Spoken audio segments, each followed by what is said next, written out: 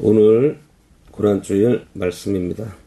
누가복음 24장 13절에서 27절 보겠습니다.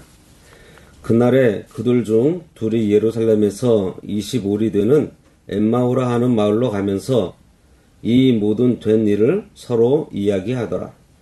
그들이 서로 이야기하며 문의할 때에 예수께서 가까이 이르러 그들과 동행하시나 그들의 눈이 가리어져서 그인 줄 알아보지 못하거늘 예수께서 이르시되 너희가 길 가면서 서로 주고받고 하는 이야기가 무엇이냐 하시니 두 사람이 슬픈 빛을 띠고 머물러 서더라.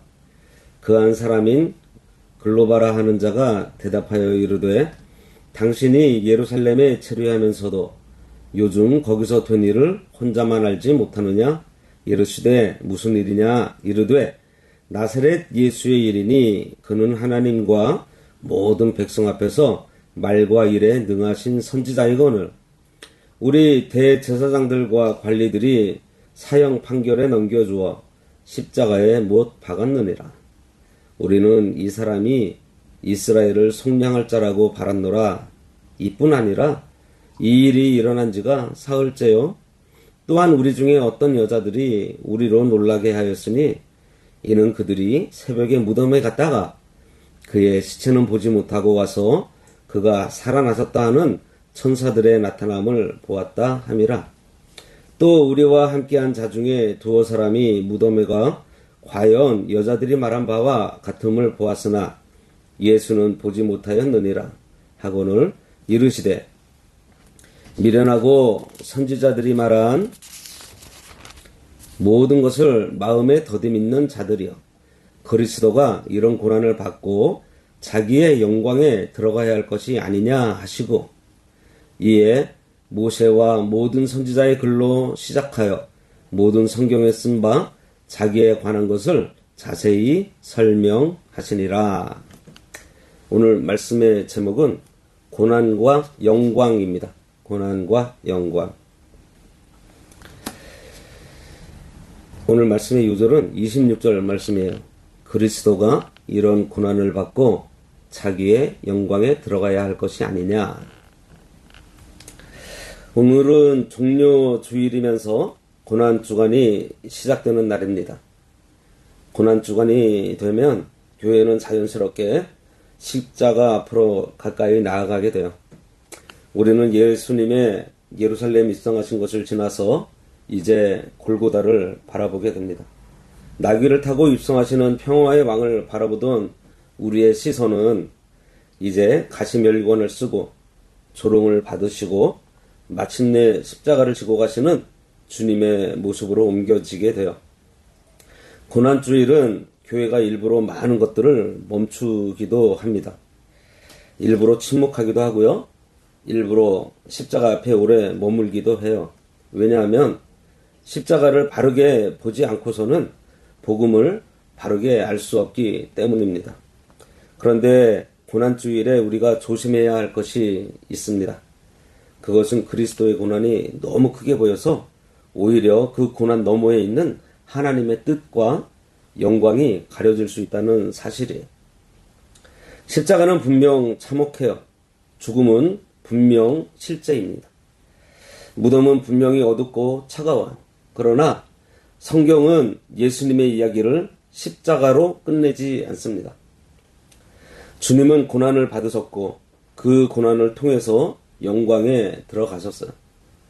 그러므로 교회는 고난주일에도 십자가만 말해서는 안 되고 그렇다고 부활의 환호를 성급하게 앞당겨서도 안 됩니다. 그래서 우리는 고난과 영광을 성경이 말하는 방식대로 함께 보아야 합니다. 오늘 본문은 매우 의미심장해요. 부활하신 예수님께서 엠마오로 가는 두 제자를 만나시는 장면입니다. 우리가 너무 잘 아는 장면이에요. 그런데 주님은 그들에게 처음부터 내가 살아났다는 사실만 강하게 어필하지 않으세요. 오히려 그들의 믿음을 바로 잡아주십니다. 왜냐하면 이들의 문제가 단지 슬프고 절망적인 것이 아니라 말씀을 온전히 믿지 못하고 있는 것이기 때문이에요. 그들은 십자가는 보았는데 십자가를 하나님의 뜻으로 받아들이지를 못했어요. 빈 무덤 소식을 그들이 들었지만 그것을 말씀이 성취되었다는 것을 믿지 못했습니다. 그래서 부활하신 예수님은 먼저 그들에게 성경을 들려주세요. 오늘 본문을 따라서 한 4가지 말씀을 살펴보려고 합니다. 먼저는 제자들은 고난만 보고 영광은 놓쳤습니다. 13절부터 24절까지의 내용인데요. 오늘 본문은 그날에 라는 말로 시작하고 있어요. 이 그날은 예수님께서 부활하신 날입니다. 그런데 두 제자는 예수님이 부활하신 그날 예루살렘을 떠나서 엠마오로 가고 있어요. 예루살렘은 사건의 중심이고 공동체의 중심이었고 약속이 확인되어야 할 자리입니다. 그런데 그들은 지금 그 중요한 곳을 떠나고 있습니다. 누가는 그들이 이 모든 된 일을 서로 이야기하고 있다고 기록하고 있습니다. 다시 말해서 이들은 아무것도 몰랐던 사람들이 아니에요. 예수님이 체포당한 것도 알고요. 그리고 불의한 재판을 받은 것도 알고 있었고 십자가도 알고 있었고요. 거기에서 죽으신 것도 알고 있었어요. 심지어 무덤이 비어있다는 소식도 알고 있었습니다. 우리가 방금 읽었죠? 여자들이 천사를 보았고 천사가 예수님이 살아 계신다고 말했다는 사실도 들었습니다. 그런데도 그들은 믿음의 자리로 들어가지 못했어요. 여기서 우리가 알아야 할 것은 사건을 아는 것과 복음을 믿는 것은 전혀 다르다는 사실입니다. 바른 정보가 있어도 잘못 이해할 수 있어요. 사실을 들어도 믿음으로 연결되지 않을 수 있습니다. 그것은 진실과 진리를 보려고 하지 않고 자기가 보고 싶은 것만 듣고 보려고 하는 우리 인간들의 습성이면서 교만이에요. 17절은 그들의 상태를 아주 짧고 정확하게 보여주고 있습니다. 슬픔빛을 띠고 머물러 서더라. 그들의 얼굴은 어두웠고요. 발걸음은 무거웠고 마음은 내려앉아 얼굴에는 수심이 가득 차 있었습니다. 주님께서 그들의 대화에 대해 물으시니 걸음을 멈추었어요. 이것은 그들의 몸만 멈춘 것이 아니라 소망을 비롯한 모든 것이 멈춰버린 듯한 사람의 모습입니다. 그리고 그들의 마음을 가장 잘 드러내는 말이 21절에 있어요. 우리는 이 사람이 이스라엘을 속량할 자라고 바랐노라. 이 구절의 원어적 의미는 우리는 바랬었다. 그러니까 과거형 소망의 뉘앙스를 가지고 있어요. 다시 말해서 우리는 기대했었는데 이제는 아닌 것 같다라는 체념이 담겨 있습니다. 메시아에 대한 기대가 현재형이 아니라 과거가 되어버린 거예요. 다시 말해서 포기한 거예요. 그리고 여기에 속량하다는 표현은요, 값을 치르고 건져내다, 대가를 치르고 해방시킨다는 의미를 가진 말입니다. 그런데 문제는 이들이 여전히 메시아를 눈에 보이는 민족적 회복과 정치적 승리라는 틀 안에서 생각하고 있다는 거예요. 그들은 정치적이며 능력 있는 메시아는 기대했지만 고난받고 죽는 메시아를 받아들이지 못한 것입니다. 영광의 메시아를 원했지만 십자가를 지고 가는 메시아는 생각하지 못했어요. 이 모습이 바로 우리의 모습과 너무 닮아 있습니다. 우리도 하나님을 믿으면서 종종 이런 생각들을 해요. 하나님이 함께 하시면 일이 잘 풀려야 한다고 생각합니다. 믿음이 있으면 고난은 짧아야 한다고 생각을 해요. 기도하면 즉시 응답받아야 한다고 생각합니다. 예수님을 따르면 실패라는 것이 있을 수는 없다고 생각을 해요. 그런데 현실은 다를 때가 너무 많아요. 기도해도 답답할 때가 있고 충성했는데 오히려 오해받을 때가 있습니다. 하나님을 의지하는데 십자가 같은 길을 여전히 지나가야 할 때가 있어요. 그때 우리는 쉽게 흔들립니다. 나에게 이런 일이 왜 일어나는 거지? 정말 하나님께서 이 일들을 주장하고 계시는 게 맞을까? 내가 잘못 알고 있는 것은 아닌지 이런 생각들이 들어오게 됩니다. 그러나 문제는 하나님께서 약속을 어기신 게 아니에요. 우리가 하나님의 약속을 너무 좁은 시야로 보고 있다는 것입니다. 엠마오로 가는 제자들의 문제도 바로 그거예요. 그들은 십자가를 보았어요. 그러나 십자가를 시작이 하는 끝으로 봤다는 것입니다. 그들은 무덤 소식을 들었어요. 그러나 그 무덤 너머에 계신 하나님을 보지 못했습니다. 22절부터 24절 말씀을 보면 더 놀라워요. 그들은 이미 빈 무덤 소식을 듣고 알고 있었습니다. 여자들이 예수님의 몸을 찾지 못했고 천사가 예수님이 부활했다고 말했고 다른 제자들이 가서 확인해 봤더니 정말 빈 무덤이었다는 사실까지 다 듣고 알고 있었어요. 그런데도 그들은 여전히 낙심 가운데 있습니다. 왜죠? 부활 소식을 들었는데도 말씀을 깨닫지 못하니 여전히 어두운 가운데 있을 수밖에 없었던 거예요. 제자들의 문제는 십자가를 보지 않은 것이 아니고 십자가의 고난만 보고 영광을 놓친 거예요. 문제는 고난을 경험한 것이 아니라 고난을 하나님의 뜻밖에 있는 그냥 실패라고 스스로 단정 지었기 때문입니다. 두 번째로 이런 그들의 문제를 예수님께서는 말씀을 더디 믿는 마음에 있다고 그들을 진단하세요. 25절에 보면 부활하신 주님이 이렇게 말씀하십니다. 미련하고 선지자들이 말한 모든 것을 마음에 더디 믿는 자들이요. 이 말씀은 오늘 우리의 상태를 잘 진단해주고 있습니다. 주님은 제자들의 문제를 단지 슬픔의 문제로만 보지 않으세요. 물론 그들에게 슬픔이 있었습니다. 그러나 주님은 근본적으로 진단하고 계십니다. 그들의 문제는 감정 이전의 믿음의 문제, 더 구체적으로는 선지자들을 통해서 전해주신 모든 말씀을 온전히 믿지 못한 문제예요. 여기서 미련하다는 것은 영적으로 분별하지 못하는 상태, 하나님이 이미 말씀하신 것을 바르게 깨닫지 못하는 상태를 말하고 있어요. 주님은 그들이 지식이 없다고만 하신 것이 아니라 말씀을 받아들이는 영적 판단이 흐려져 있다고 명백하게 말씀하고 계시는 거예요. 또 마음에 더디 믿는다는 것을 직역하면 믿는 데 있어서 마음이 느린 자라는 뜻입니다. 중요한 것은 더디다 이 표현이에요. 더디다.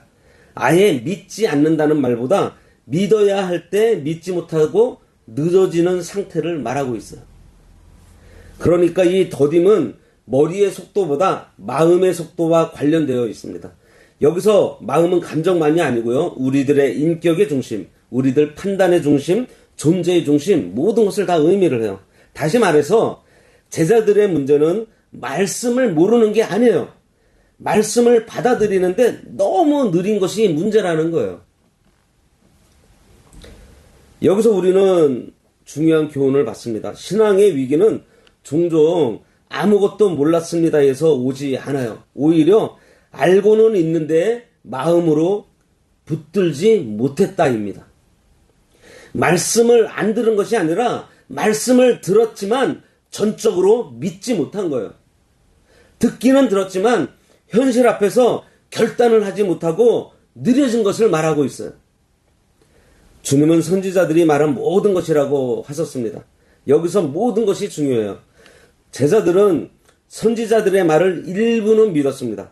메시아께서 오신다는 거, 구원해 주신다는 거, 하나님께서 회복해 주시겠다는 거, 이거는 믿었어요. 그런데 선지자들이 말한 고난받는 메시아를 믿지 못한 거예요. 영광의 말씀에는 집중했지만 십자가에 대한 말씀은 그냥 흘려들었던 것입니다. 우리는 안 그런 것 같아요. 위로의 말씀, 축복하고 승리한다는 말씀, 형통한다는 말씀, 이러한 말씀은 좋아합니다. 그런데 인내해야 된다 그러고 회개하라 그러고 권면하고 책망하는 말씀, 자기를 부인하라는 말씀, 십자가를 지라는 말씀은 부담스러워요. 그런데요, 믿음은 내가 좋아하는 말씀만 붙드는 것이 아니에요. 믿음은 하나님께서 말씀하신 모든 것에 아멘이라고 화답하는 것이 믿음입니다. 메시아의 영광만이 아니라 메시아의 고난도 믿는 거예요. 부활의 승리만이 아니라 십자가의 길도 믿는 것이 믿음이에요. 그래서 주님은 제자들의 눈물을 먼저 닦아주시기 전에 그들의 믿음을 먼저 바로 잡아주시는 것입니다. 이것이 참된 목양 아니겠어요? 참 위로는 감정만 달래주는 것이 아니라 말씀으로 현실을 일깨워주는 거예요. 부활하신 주님은 그들의 분위기에 맞춰서 그냥 공감만 해주시지 않았어요. 오히려 너희가 말씀을 더듬고 있다 하고 그들의 상태를 진단해 주십니다. 고난주일에 우리도 이 진단을 받아야 합니다. 내가 지금 힘든 것만 문제가 아닐 수 있어요. 내가 지금 낙심하는 것만 문제가 아닐 수 있습니다. 어쩌면 더 깊은 문제는 하나님의 말씀 전체를 온전히 믿지 못하고 있는데 있다는 거예요. 세 번째로 예수님의 고난은 우연한 실패가 아니라 하나님의 뜻이었습니다. 여기 26절에 보면 그리스도가 이런 고난을 받고 자기의 영광에 들어가야 할 것이 아니냐. 이 말씀은 복음을 해석하는 열쇠입니다. 십자가를 어떻게 볼 것인가? 고난을 어떻게 이해할 것인가? 메시아의 길을 어떻게 우리가 읽을 것인가? 이런 질문에 대한 예수님의 설명이에요. 여기서 가장 중요한 단어가 해야 할입니다. 이 말은 단순한 가능성이나 선택을 말하고 있지 않아요. 하나님의 뜻 안에 있는 필연, 곧 반드시 그렇게 되어야 한다는 뜻입니다. 십자가는 있어도 되고 없어도 되는 사건이 아니라 반드시 있어야 하는 사건이고 하나님의 구원 계획 안에서 반드시 필요한 길이었어요. 그러므로 예수님의 고난은 우연히 일어난 돌발 사고가 아니에요. 유다가 배신해서 어쩔 수 없이 벌어진 사건이 아니라니까요. 빌라도의 불의한 재판으로 벌어진 일이 아니에요. 무기력한 제자들 때문에 틀어진 계획이 아닙니다. 오히려 하나님은 사람의 악과 어두움 한가운데서도 그들을 이용해 구원 계획을 철저하면서도 완벽하게 이루신 거예요. 그리고 예수님의 고난은 어떠한 상징이 아닙니다. 실제로 못에 박혔고요. 머리에 가시관이 씌어졌고요. 실제로 옆구리에 창이 찔렸고요. 온몸이 찢겼고 실제로 버림받으셨고요. 실제로 죽으셨습니다. 성경은 예수님의 고난을 연극처럼 말하고 있지 않아요. 대속의 깊은 실제, 피와 실제 눈물 그 위에 놓여져 있는 게 예수님의 고난이에요. 그런데 주님은 고난을 받고 해서 멈추지 않았다는 사실입니다. 곧 이어서 뭐라 그래요? 자기의 영광에 들어가셨다. 이렇게 말씀하십니다. 여기서 들어가다는 실제로 어떤 영역 안으로 들어간다는 뜻입니다. 그리고 영광은 하나님의 임재와 존귀, 하나님의 승리와 높아짐의 상태를 말해요. 즉 예수님의 고난은 허무함으로 끝나는 고난이 아니었다는 거예요. 영광 안으로 들어가는 승리의 길이었습니다. 십자가와 영광은 서로 반대되는 두 이야기가 아니라 하나의 이야기입니다. 고난과 승리는 끊어진 것이 아니라 연결되어 있어요. 이것이 고난주일에 우리가 꼭 붙들어야 할 복음이에요. 십자가는 분명 무겁습니다. 그러나 그것이 끝이 아니에요. 예수님의 죽음은 분명 실제였어요. 그러나 그 죽음이 최종 결론은 아니었습니다. 예수님이 당한 그 수치는 정말 치욕적이었어요. 그러나 그 수치가 우리를 구속하기 위해 예수님께서 가야 할 길이었습니다. 빌립보서 2장 8절에서 11절은 이것을 또렷하게 보여주고 있어요.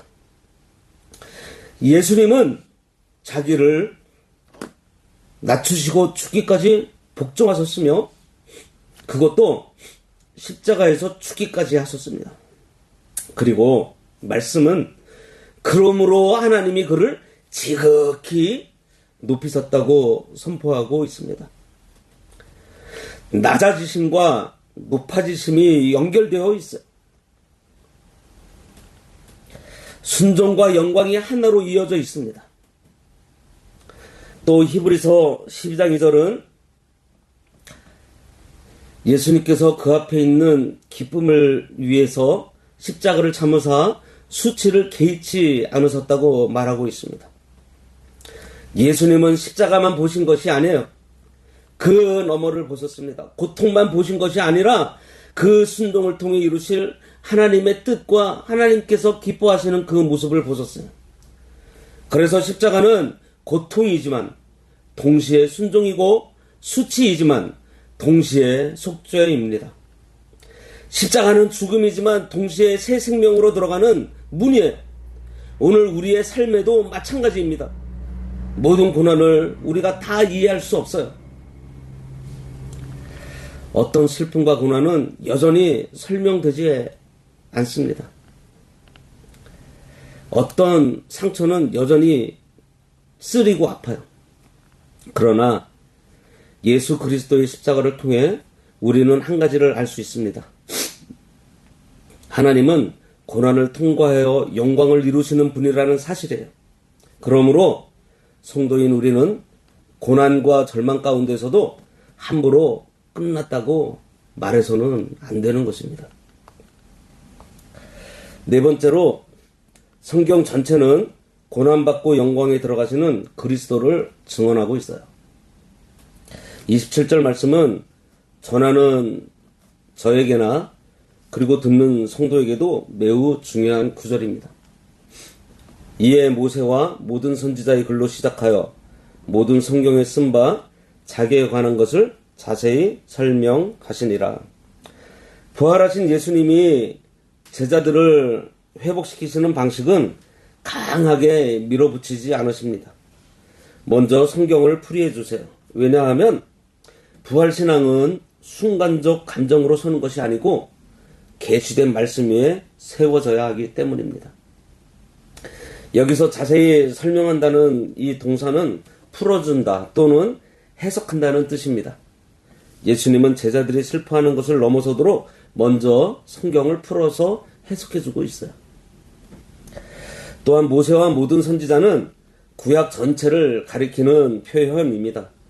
예수님께서는 몇몇 예언 구절만 뽑아서 설명하신 것이 아니에요. 성경 전체의 흐름 속에서 자신을 계시하신 것입니다.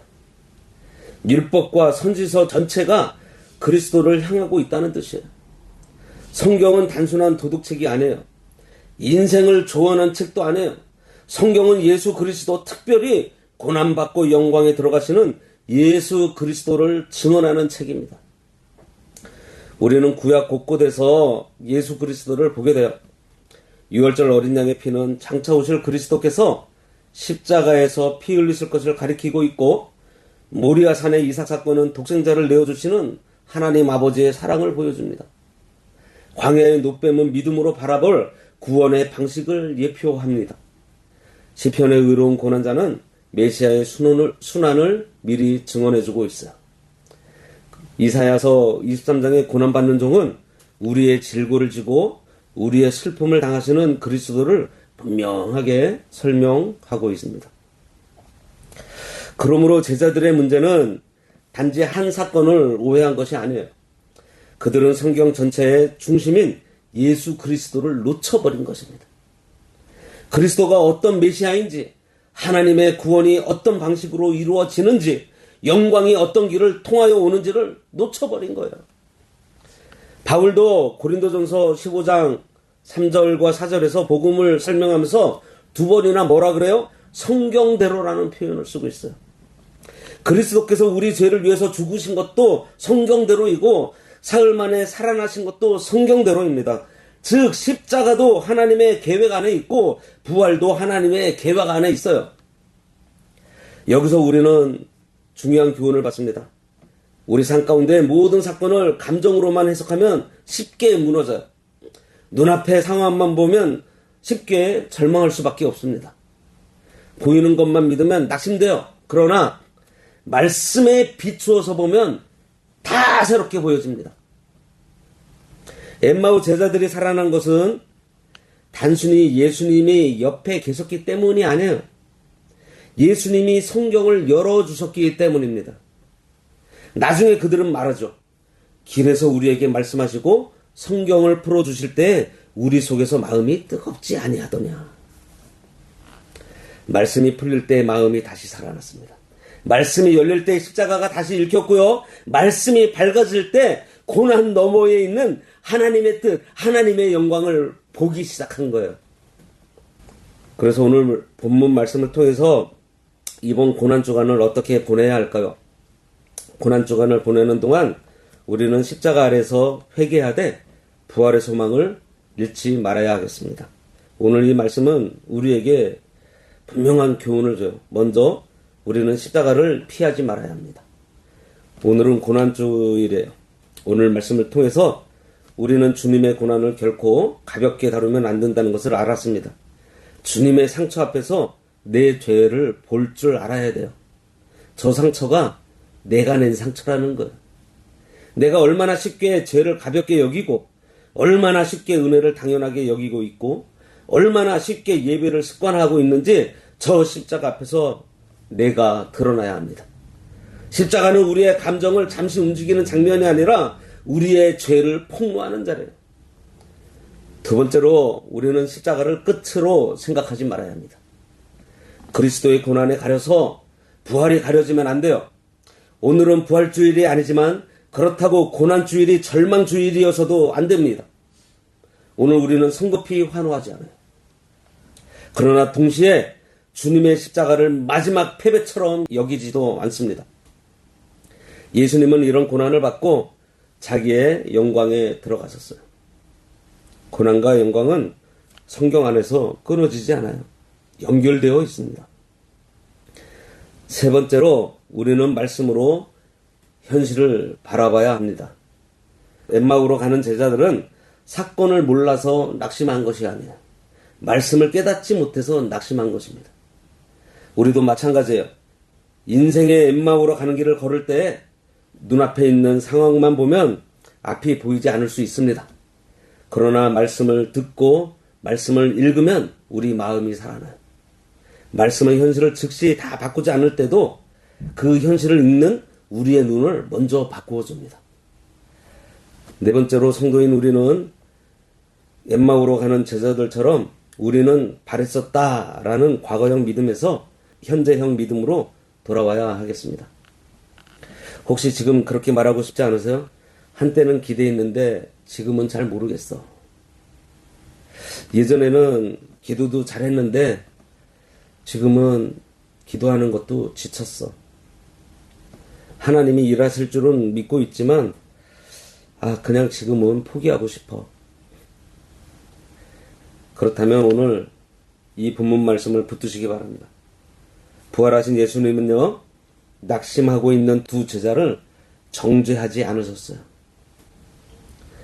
찾아가셨고 그들의 말을 들어주셨고 그리고 하나님의 말씀을 풀어서 설명해 주셨고 다시 그들이 엠마오로 가지 않고 예루살렘으로 갈 수 있도록 안내하셨습니다. 주님은 과거형 믿음을 다시 현재형으로 일으켜 주셨어요. 다섯째, 고난주일의 교회는 침묵 속에도 소망을 잃지 말아야 합니다. 오늘 우리는 시끄러운 환호보다 조용한 묵상에 더 가까이 서 있습니다. 그러나 이 조용함은요, 절망의 침묵이 아니에요. 무덤 앞의 침묵이 아니라 하나님의 약속을 붙드는 침묵입니다. 고난주일 예배는 무겁지만 죽어있는 예배가 아니에요. 십자가 아래서 회개하면서도 그 십자가가 헛되지 않음을 확신하는 예배입니다. 말씀을 맺겠습니다. 오늘 엠마오로 가던 두 제자는 십자가를 보았지만 그 십자가를 하나님의 뜻으로 읽지 못했어요. 그래서 그들의 입에서는 우리는 바랐노라 라는 말이 나왔던 것입니다. 소망은 과거가 되었고 믿음은 무거워졌고 걸음은 예루살렘에서 멀어지고 있었습니다. 그러나 바로 그 길 위에서 부활하신 주님이 찾아오셨어요. 그리고 그들에게 말씀하셨습니다. 그리스도가 이런 고난을 받고 자기 영광에 들어가야 할 것이 아니냐. 이 말씀이 오늘 고난주의를 보내는 우리에게 주시는 음성입니다. 십자가는 우연이 아니었고, 십자가는 실패가 아니었고, 십자가는 끝이 아니에요. 그리스도의 고난은 영광으로 들어가는 입구입니다. 우리는 오늘 십자가 앞에 섭니다. 그리고 십자가 앞에서 내 죄를 보게 됩니다. 십자가 앞에서 내 교만을 봅니다. 십자가 앞에서 내 완고함과 내 불순종을 보게 됩니다. 그리고 십자가 앞에서 다시 우리 주님의 사랑을 바라봅니다. 그러나 고난주일의 믿음은 십자가 앞에서 무너지기만 하는 믿음이 아니에요. 고난주일의 믿음은 십자가 앞에서 회개하면서도 하나님의 마지막 뜻까지 놓치지 않고 순종하는 믿음입니다. 주님의 길은 무덤에서 끝나지 않았어요. 죽음은 마지막 말이 아닙니다. 그러므로 이 고난주일에 우리는 십자가 앞에서 더 낮아져야 하겠습니다. 더 깊이 회개하시기 바랍니다. 더 조용히 주님을 바라보고 그 침묵 속에서 고난을 지나 영광으로 들어가신 주님을 붙들어야 하겠습니다. 혹시 지금 우리 마음에 이 제자들처럼 우리는 바랐노라라는 말이 남아있나요? 기도했지만 여전히 무겁고, 기다렸지만 아직도 어둡고, 믿었지만 마음이 지쳐 있는가요? 오늘 주님께서 세상의 엠마오로 가고 있는 그 길 위에 있는 우리를 찾아오셔서 말씀하십니다. 네가 끝이라고 생각한 그 자리가 끝이 아니라고. 네가 무너졌다고 생각한 그 자리에도 하나님의 뜻이 살아있다고. 네가 보지 못하는 동안에도 하나님은 구원의 일을 멈추지 않으신다고 말씀하십니다. 그리스도의 고난은 깊어요. 그러나 하나님의 구원은 더 깊습니다. 십자가는 무거워요. 그러나 하나님의 뜻은 더 견고합니다. 무덤은 어둡고 차가워요. 그러나 하나님의 생명은 더 강합니다. 그러므로 오늘 우리는 십자가를 끝으로 보지 말아야 하겠습니다. 고난에 가려서 부활의 약속을 놓쳐서는 안 돼요.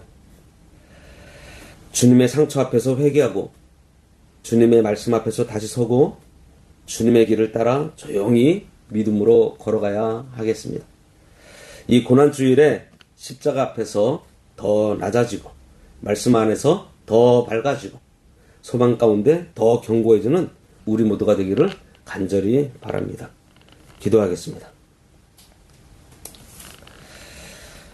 거룩하신 하나님 아버지, 고난주일에 우리를 십자가 앞으로 부르시니 감사합니다. 주님의 고난을 묵상할 때 저희들의 마음이 무더워지지 않게 하여 주시고 우리의 죄를 가볍게 여기지 않게 하셔서 주님의 사랑을 값싸게 여기지 않게 하시고 하나님 아버지, 엠마오로 가던 제자들처럼 우리도 때로는 낙심하고 우리는 바랬었다고 말하면 뒤로 물러서고 싶은 마음이 있을 때가 있습니다. 하지만 그 길 위에도 찾아와 주시는 우리 예수님, 오늘 우리 가운데에도 오셔서 말씀으로 우리의 눈을 열어주시기 원합니다. 십자가를 실패로 보지 않게 하여 주시고 고난을 하나님의 뜻밖의 일로 여기지 않게 하시고 그리스도의 고난에 가려서 부활의 소망이 흐려지지 않게 하여 주시옵소서. 이 고난주간 동안 저희들로 더 깊이 회개하게 하여 주시고 더 깊이 우리 주님을 사랑하게 하여 주시고 더 깊이 십자가 앞에 머물게 하여 주시옵소서.